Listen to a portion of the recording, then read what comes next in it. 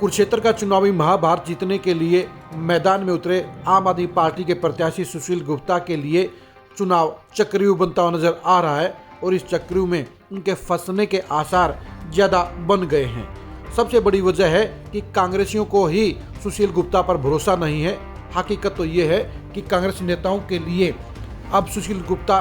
खौफ बनते नजर आ रहे हैं, क्योंकि कांग्रेसियों को ये डर सताने लगा है कि अगर सुशील गुप्ता यहाँ से एमपी बन गए, चुनाव जीत गए, तो उसके बाद विधानसभा चुनाव में आम आदमी पार्टी और सुशील गुप्ता दोनों ही उनके लिए भारी समस्याएं बन जाएंगे। दोनों ही कंडीशनों में सुशील गुप्ता आज की तारीख में कांग्रेस नेताओं के लिए परेशानी का सबब बन गए हैं। कांग्रेस के नेताओं में ये चर्चा चल पड़ी है कि अगर सुशील गुप्ता चुनाव जीत गए तो फिर विधानसभा चुनाव में भी आम आदमी पार्टी कांग्रेस के साथ प्रेशर की पॉलिटिक्स करके ज़्यादा से ज़्यादा विधानसभा सीटें लेने की कोशिश करेगी और उन हालात में कुरुक्षेत्र जिले की आधी से ज़्यादा विधानसभा सीटों पर आम आदमी पार्टी अपना दावा ठोकेगी, जिसके चलते उनकी सीट खतरे में पड़ सकती है, उनकी टिकट कट सकती है, उनकी दावेदारी खत्म हो सकती है। यही वजह है कि कांग्रेस के ज़्यादा से ज़्यादा नेता अब अपनी सीटों को बचाने के लिए, अपनी टिकटों को बचाने के लिए अंदर खाते सुशील गुप्ता की खिलाफत में आ गए हैं। दूसरी तरफ कांग्रेस नेताओं का यह भी मानना है कि अगर सुशील गुप्ता एमपी बन गए और आम आदमी पार्टी के साथ समझौता नहीं भी हुआ तो उस कंडीशन में आम आदमी पार्टी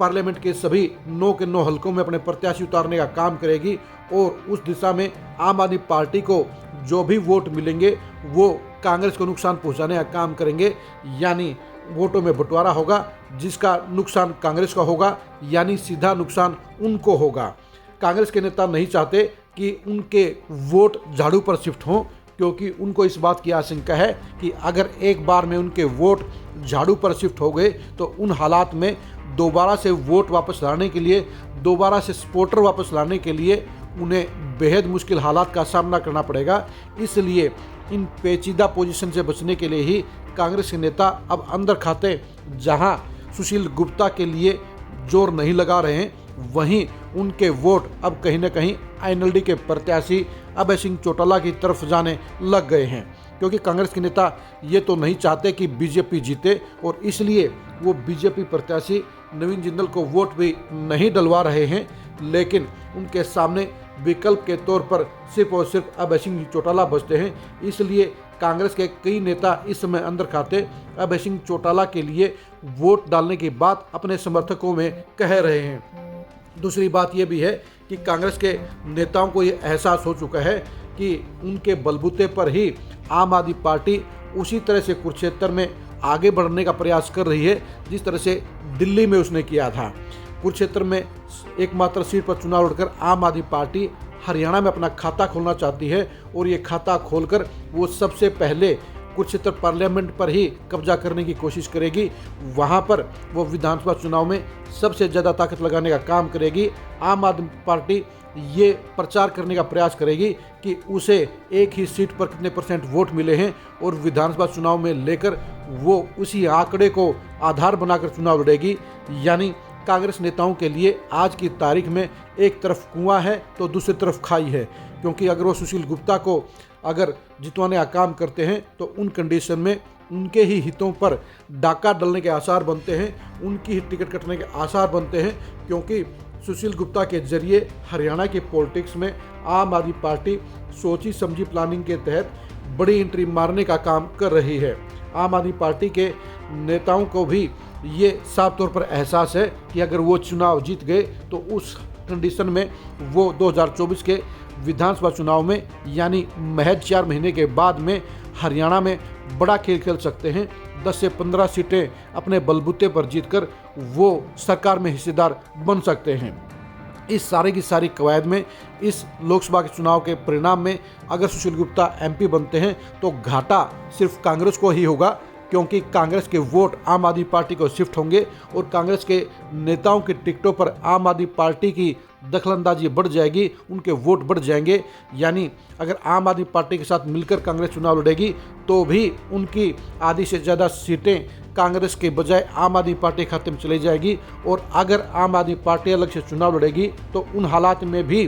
कांग्रेस के वोट बैंक में सेंध लगेगा, उनके वोटों का बंटवारा होगा, जिसका उन्हें नुकसान होगा और बीजेपी को फायदा होगा। यही वजह है कि अब कांग्रेस के नेताओं को ये समझ में आ गया है कि सुशील गुप्ता का एमपी बनना उनके लिए ज़्यादा नुकसानदायक साबित होगा। और यही वजह है कि कांग्रेस के आपको कई नेता चुनाव प्रचार में तो नजर आएंगे, लेकिन अंदर खाते उनका जोर, उनकी ताकत चुनाव के लिए लगती हुई नजर नहीं आएगी। वैसे भी जिस तरह से जयप्रकाश हिसार में शिफ्ट हो गए हैं, वैसे ही कांग्रेस के दूसरे बड़े नेता भी चुनाव को औपचारिकता के तौर पर ले रहे हैं। सिर्फ अशोक अरोड़ा ही पूरी ताकत के साथ चुनावी दंगल में आपको नजर आएंगे, लेकिन उनका इंटरेस्ट भी सिर्फ थानेसर सीट तक है। वो ये चाहते हैं कि अगर लोकसभा चुनाव में थानेसर सीट पर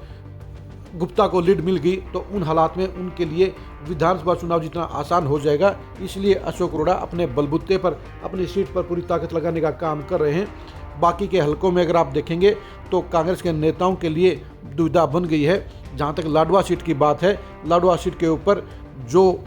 प्रत्याशी के तौर पर गुप्ता को बढ़त मिलनी चाहिए थी, वो कांग्रेस के एमएलए मेवा सिंह के कारण नहीं मिल रही है, क्योंकि मेवा सिंह के अधिकांश बड़े सपोर्टर हैं वो शेर सिंह बड़श्यामी के साथ एनएलडी में चले गए हैं। और यही वजह है कि लाडवा सीट के ऊपर बड़श्यामी की वजह से मुकाबला अभय सिंह चौटाला और नवीन जिंदल के बीच में नजर आता है, जिसके चलते वहां पर मेवा सिंह की पोजीशन पहले ही खराब हो गई है। लेकिन बाकी के भी कांग्रेस नेताओं को यह एहसास हो चुका है कि सुशील गुप्ता का चुनाव जीतना उनके लिए हानिकारक साबित हो सकता है। और यही वजह है कि अब कांग्रेस के जाट नेताओं के अंदर अब ये एहसास हो चुका है कि उनको वोट सुशील गुप्ता की बजाय अभय सिंह चौटाला को डलवाने चाहिए। और इसी वजह से अभय सिंह चौटाला का चुनाव अब धीरे धीरे अब रफ्तार पकड़ रहा है और उनको अच्छे वोटों का फायदा हो रहा है। चुनावी चक्रों में फंसे सुशील गुप्ता के अंजाम को जानने के लिए आप खरी खरी न्यूज़ के साथ बने रहिए। आप हमारे फेसबुक पेज को फॉलो कीजिए, आप हमारे यूट्यूब चैनल को सब्सक्राइब कीजिए। नमस्कार।